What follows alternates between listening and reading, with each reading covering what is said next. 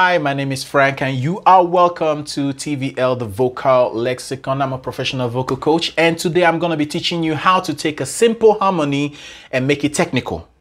Technical stuff like what you hear groups like Kirk Franklin, all the Donald Lawrence and so on and so forth, and even the UK band, what you hear them do in their harmonies.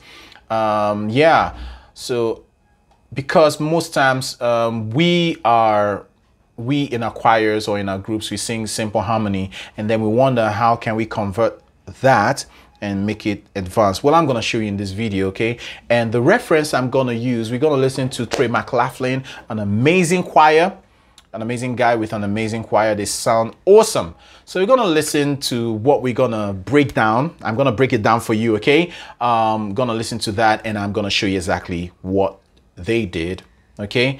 And by showing you what I recorded, which is the simple form, the basic form, what most choirs would do or most groups would do, how they would do it if they were given that set of chord progression, and I'll convert it to something complex or technical like what you're about to listen to right now. So let's just listen.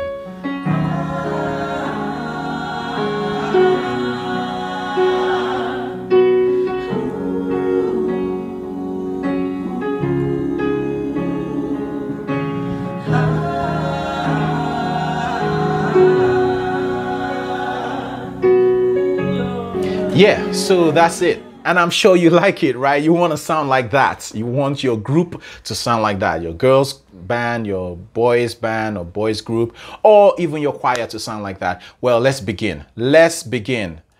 Okay, so let's listen to the, by the way, I'll start with the key. The key of the song is F sharp. All right, so let's listen to the basic form of it.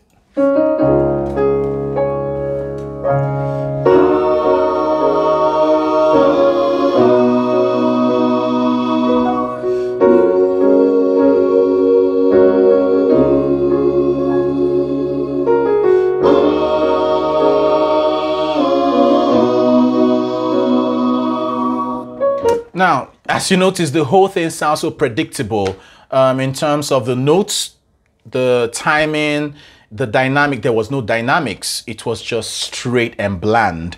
So we're going to convert this to something technical. But first off, let's just listen to what it would have sounded like individually.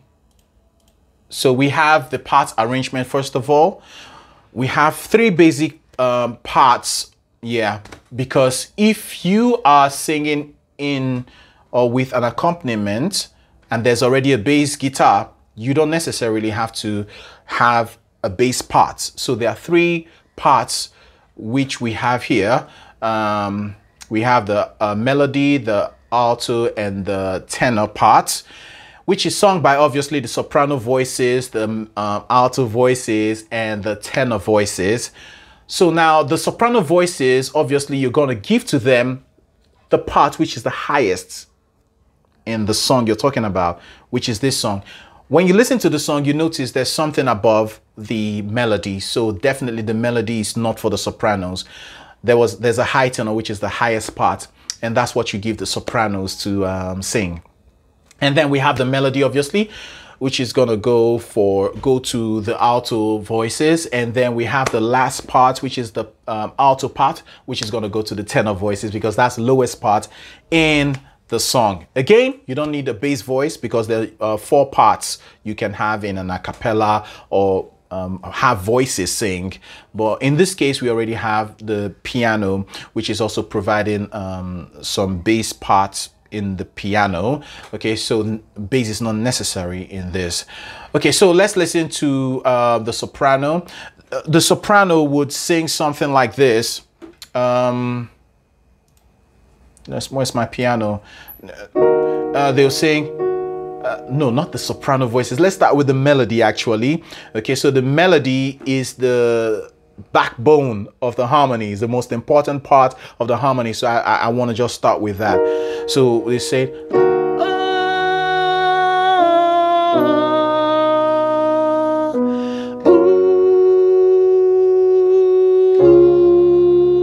very Very simple. And I'm sure that's what you would do if you're given this chord progression. All right. So what they sang is do, ti, la. And they went do, ti. That's it. And then the altos would, the alto part is taken by the tenors. So let me go with that next. The tenor guys would normally go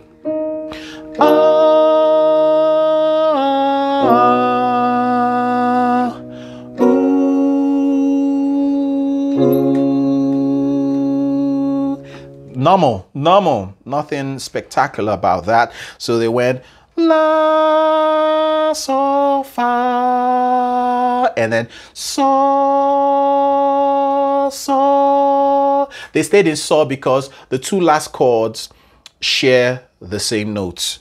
That note sol, they share it, so they didn't have to move. Then finally, let's go to the high tenor, which is sung by the soprano voices, and the high tenor normally would sound like this.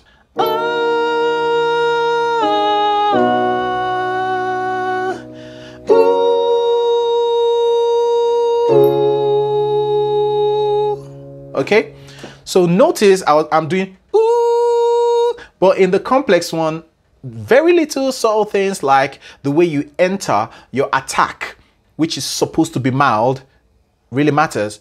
Instead of going ooh, you can go ooh, add like a H.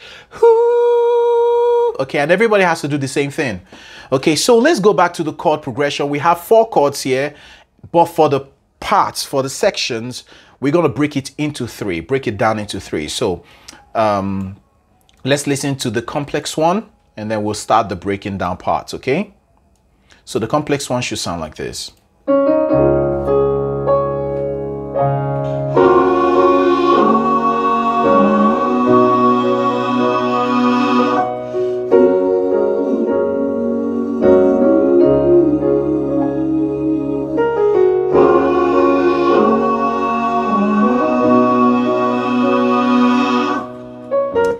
So 3 sections, we break it down to 3 sections. The first and the second are different, but the third is the same as the first, all right? So we're not gonna be dealing with the third section, because what you do in the first section, do it in the third section. And the last one was left blank, okay? So not 4, it's 3 sections. So let's break down the chords. Like I said, the key is in the key of F sharp major, F sharp. Okay, so the first chord is not actually the F sharp. Okay, it starts with a 6 for you musicians that use numbers. Okay, so 6. Okay, solfege, same thing as a la. Okay. And the name of the chord is a D sharp minor. So that's the first chord. Then the second chord is a 4. Same thing as a fa, and same thing as a B major. And then the third chord, the third one, is F sharp. Okay, so that's where we have our F sharp major, which is the 1. Okay, and which is the do, yeah. And then the last one is a 5, which is a C sharp major. Yeah, there we have it. So, and that is a saw, okay, in solfege language. And do, a saw, and the name of the chord is a C sharp major. So these are the 4 chords, and they keep repeating the same thing over and over again. So now let's go to the voices, the individual voices. Let's first of all, let's listen again to the advanced or technical, the technical one.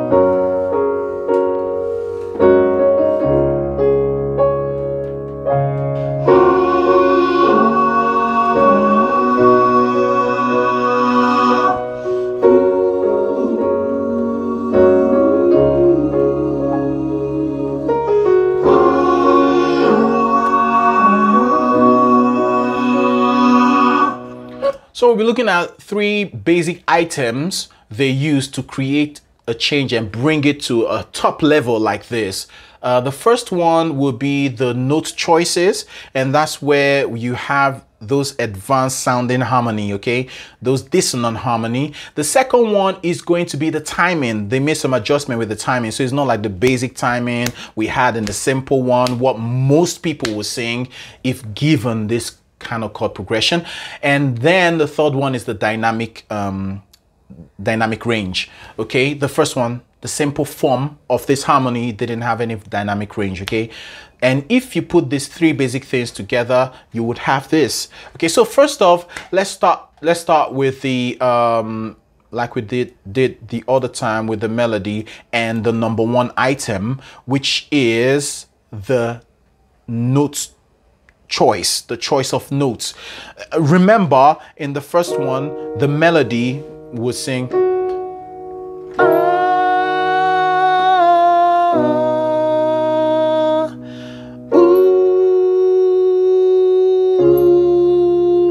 but in this one, it's not do, ti, la, do,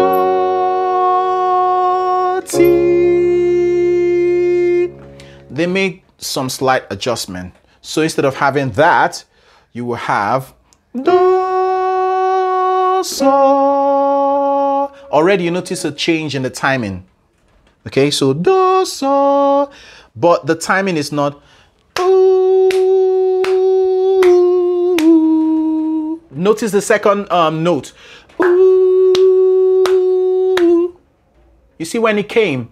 Let's count. Remember again, in the bar we have 4 beats. 4 beats. Okay, so it goes 1, 2, 3, 4. 1, 1, 2, 3, 4. 2 bars. 1, 2, 3, 4. 3 bars. And I know you understand the rest here. So the change in the normal one, the normal way we do it is on the 4th beat, which is the upbeat. Okay, we call it the upbeat, the 4th beat of the bar. But in this case, the advanced one, they changed in different place. So they went so I'll call it like between the 2 and the 3, let's say 2.5 in the beats. That's where they changed. And they stayed there, unlike the first one. Okay, they didn't land on the they went do, which is normal. It's in the normal simple basic chord, do, so, so that's what created the advanced harmony, that so, because like in musician's term, that would be the 9th. Okay, so it's so close to the root notes. Let me show you.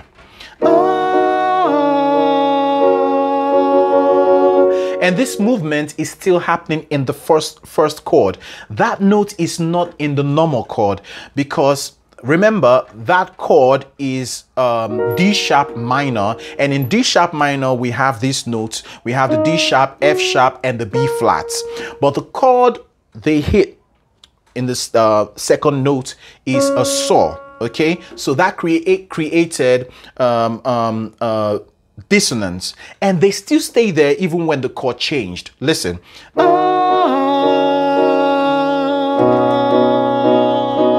You can punctuate, okay, to make it like blend with the timing of the others, or to give someone an illusion that you did something different, but actually you did it. It's the same notes, you only punctuated. Okay, so they stayed there, and when they stayed there, when the chord changed, it created what we call a 9th. So it created a 9th in that chord, the second chord. So the second chord, what they sang would be, yeah, and that's them. That's them. Then the third one is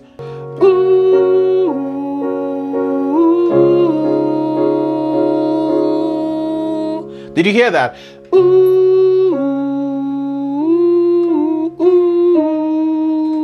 Which is a do, so, ti, la, Where is the dissonance? Is the last one they dropped. Usually when you come close to the root notes, you create a dissonance, okay? And that note came so close. In fact, it's the next note after the root note. Okay, so the last one will sound something like this. Ooh, here's the last one. Ooh, I'll do that again. Ooh.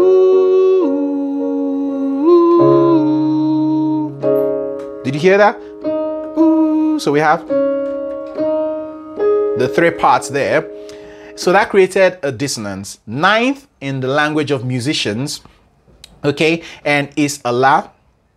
So the notes, again, in solfege language, do, so, ti, la. That's it for the altos. Yeah, basically. And the third section, remember, it's just a repeat. Now let's go to the alto part, which is sung by the tenor voices.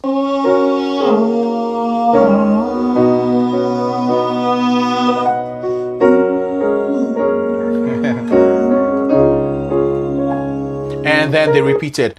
So actually, the tenor voices did a lot more movement than the other guys, because in one chord, they moved about 3 or 4 times. Let's count. So 3 times they moved in one chord. So what they did is so, mi, re, fa. You get it? So that so already is not in the chord, the first chord. So mi, the mi is there. Re, that created another dissonance, and that would cause what we call a ninth again in that first chord. Mi, re, and then they went to fa. That's when the chord changed, okay? And then the others are pretty simple.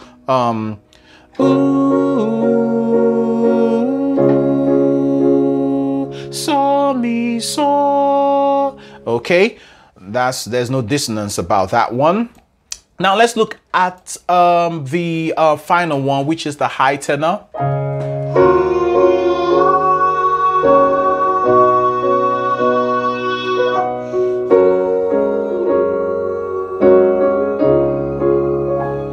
Okay, so basically what they did, from the very first note, they've already hit a dissonance, okay? Instead of going, instead of going, which is there in the basic harmony, that's where they started. No, they went, which is T, and that created a dissonance. But immediately they came out of it again and went to a normal note. And they stayed there. And them staying there didn't create any more dissonance, okay? So the only dissonance we have there, the only advance, by the way, we have 2 kinds of harmony: consonant harmony and dissonant harmony. Okay, the consonant harmony is basically simple harmony, the harmony a lot of people would be familiar with, or a lot of people would just sing, okay? And then we have the consonant harmony, exactly what we're treating right now, how to convert a simple harmony to a dissonant harmony. So dissonance means technical, it means advanced, yeah. So the high tenor was sung by the soprano voices, and that's basically the movements. Okay? I hope I gave to you the tonic solfege, the solfege rather. They went ti, do, they stayed there, and they went mi, do, re for the second section. The third section is same as the first section. So if you do the same thing, you're good to go.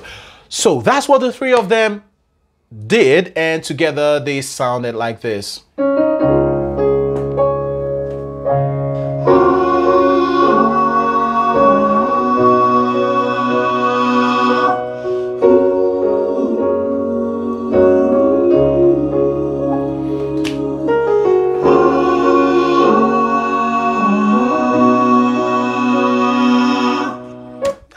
beautiful, right? Very beautiful. Now, the second item, the second thing they used to create, to take it to this level is the timing.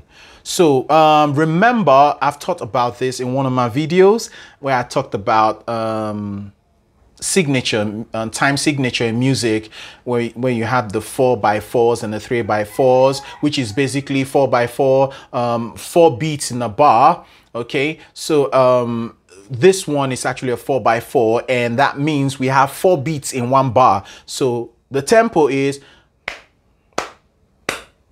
so 1, 2, 3, 4, 1 bar. Okay, then another 1, 2, 3, 4, 2 bars, and so on and so forth. Okay, every time they get to a 4, you start a new bar. So 1 bar, 2 bars, 3 bars, 4 bars, you know the rest. Okay, so that's the tempo of the song. Now let's look at the changes in the notes. So let's use the melody as a reference. Okay, in the simple one, they would have changed in what we call the 4th beat.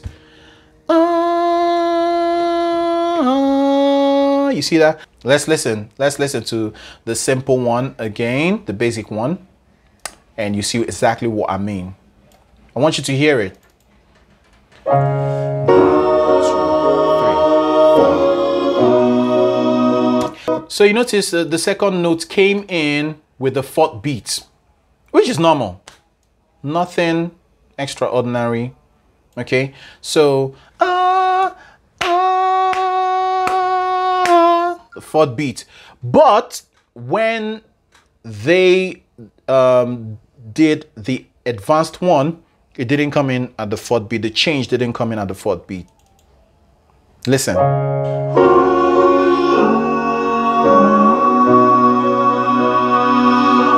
Okay, so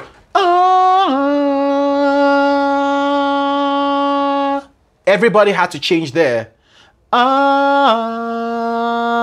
Let's find out where in the bar they changed. Okay. So basically, I will call it a 2.5. Okay. So they changed in the middle of 2 and the 3rd beat. Yeah. So it's not a 4 on it's not on the 4th beat, which is the upbeat. And then there's another timing. This one is really technical. Okay, it's subtle, but it made a whole lot of difference. Subtle but huge in the difference it made. You see, it's not, it doesn't come in exactly at the 2nd beat. There's a slight delay. Okay, little delay. You need to listen carefully to actually notice it. Slight delay.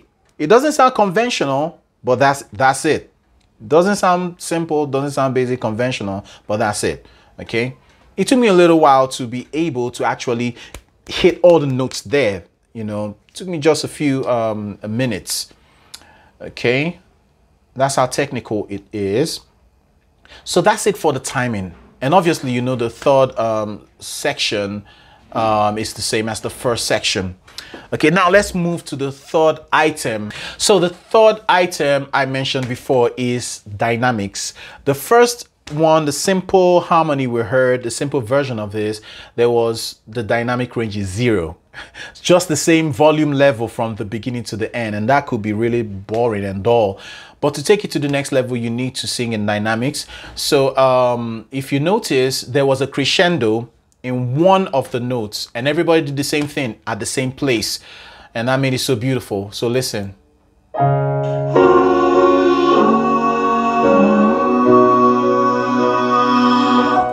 Yeah, so they did crescendo, which is going from soft volume to a loud volume in one note. Okay, there are other forms of dynamics also used, because when they came to this ooh, the whole volume was kind of a little more subtle than the ah parts. Listen. Loud.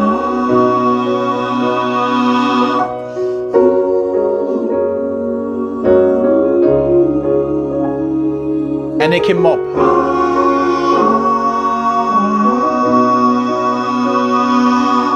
So apart from the crescendo there, that whole segment obviously is louder than the middle segment, which is the oo part.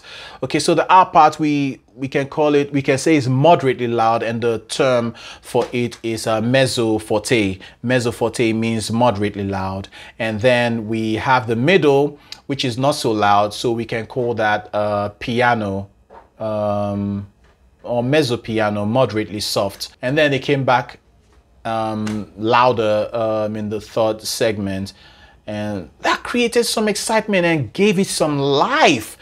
Even you, when you breathe, your viscera, which is your tummy, your stomach, you know, when you breathe in, it comes out, and when you breathe out, it goes back in. So in and out. That's the same thing with song. You need to let it breathe, go in and out, in and out, in and out, louder and softer, louder and softer. And in dynamics, we have various segments. We can have forte, which is loud, moderately loud, mezzo forte. We can have fortissimo, which is very, very loud. Very loud, basically, very loud. And then on the soft part, we can have piano, which is soft, mezzo piano, moderately soft, and pianissimo, which is actually very soft. And there's another one to a pianissimo, which is as soft as you can, as soft as possible. And on the other side, we have fortissimo, which is actually as loud as possible. Okay, so these are the things, you know, they are used to bring a simple harmony to this level. Okay, so this is something you need to start working on, and to make you guys sound so great. So let's now listen to the basic one and then listen to the advanced one. Okay, let's go.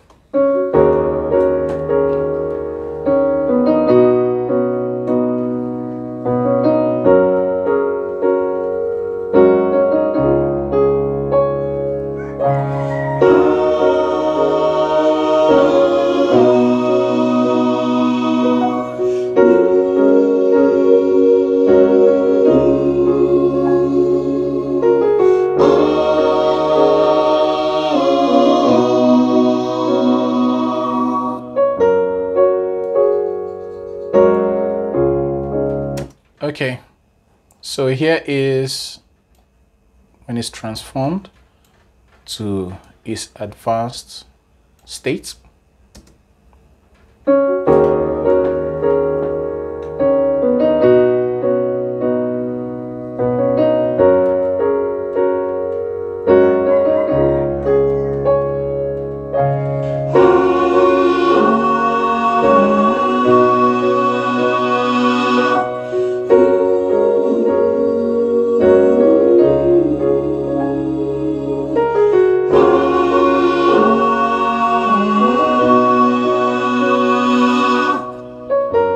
Well, guys, I hope you learned a lot from that. Get to start learning your solfege, because with solfege you see music from a different perspective, the highest level possible. You begin to see music in a different way, and like I think I mentioned it before, with solfege you hit and you get the target all the time. But without solfege, sometimes you forget your part, you sing someone else's part. Sometimes you totally forget how the part goes and go differently. But with solfege, you hit 10 times, you get it 10 times. Without solfege, you hit 10 times, you miss it like 6 times or even 5 times or even more, and get it only like 4 times. Okay, so it's very, very important, because solfege will give you an in-depth, deep understanding of music in every area, as a musician, as an instrumentalist, as a singer. Okay, so that would be it from me. Ask me any question. If you have any question, put it in the comment section. Don't forget to subscribe if you haven't, and like. Don't forget to share this as well, because this is going to bless a lot of people. All right, because this is a common question actually that some choirs have. They sing harmony, but they don't know how to take it to the next level. Okay, so yeah, this is going to bless a lot of people, so don't forget to share. I'll see you next time. Bye.